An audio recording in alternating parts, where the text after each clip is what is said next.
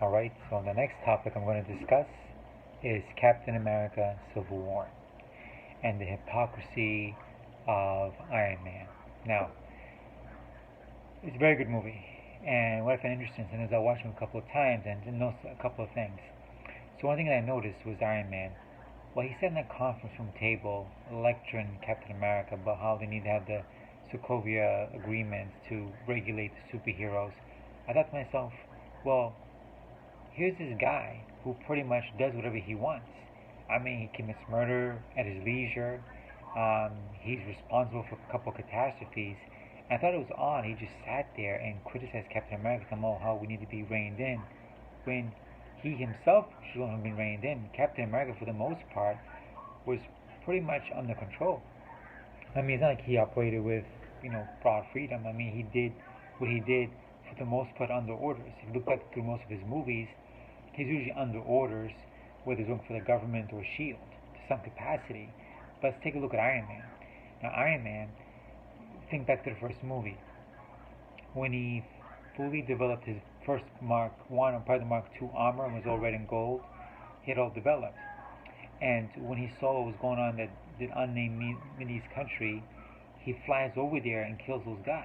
Now, ordinarily, any other American citizen who were to do that, they would be convicted of war crimes. Because here's this guy, this American citizen, who just flew into another country and killed a bunch of guys without no one's permission. Now, granted, those guys weren't very good people in general, but doesn't give him the right to do what he wanted. And that's what he did. He went out there and just exerted his power. And the other instance I would make is the Iron Man 3 movie, where Tony Stark, it was revealed that he was partly responsible for the creation of the extremis technology. Granted, Killian perfected it, but the basic technology came from Tony Stark. If you remember from that movie, he had wrote a brief formula back in the 80s, like a flashback, and he wrote the formula for the basic premise of extremis, which was later, finalized to more weaponized form. Now think of all the people that died because of extremis. Once again, a high body count due to Tony Stark not unable to control himself, going out there whether he's killing people, developing technology, and not really thinking about the consequences. Okay, so these two examples where he just came out, one example committed mass murder on his own, the other one is irresponsible with his knowledge. Now, the worst of all would probably be Age of Ultron. I mean, think about it. The premise of that movie is that Tony, once again, not understanding his intellect, goes out there to develop Ultron, okay, using the gemstone from Loki's scepter. Now, we already know that this gemstone is not fully understood, but once again, Tony, taking everything under his own control, takes the gemstone and then creates Ultron, okay? Even though he knew it wasn't a good idea, because remember in that movie, Bruce Banner said it's probably not a good idea to create Ultron. Let's ask the Avengers first. But Tony Stark said, "No, what? I'm not asking anybody. We're gonna make it anyway."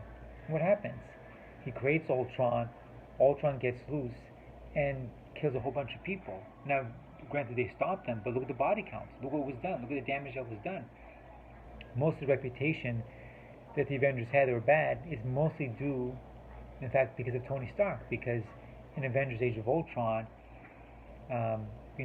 with them running around, it led to all kinds of disasters. So when Ultron took Sokovia and took a big chunk of it lifted up in there and it was destroyed, look what the lives did change. And it led to Civil War, where Baron Zemo, who's from Sokovia, suddenly gets destroyed during the Sokovia disaster because of Tony Stark creating Ultron, which leads to the basic premise of the main movie plot to Captain America Civil War.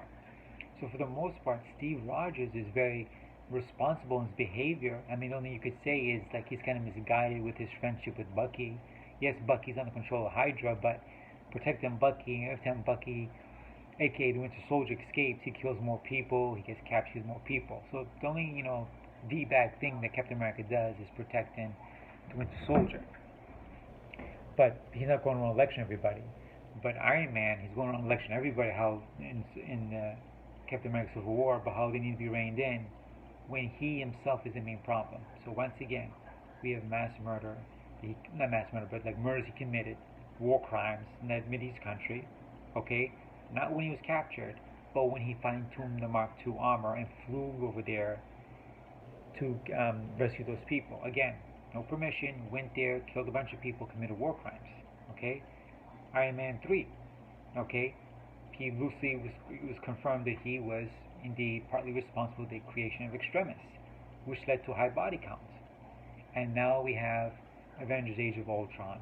He himself created Ultron, which led to a high body count, and and released a cascade of events that would change the events forever. So the only person needed to be reined in was Iron Man. So when you watch Captain America: Civil War, just laugh at the scene where he's talking to Captain America, sitting there lecturing him about who's the bad guy. With that, have a good day.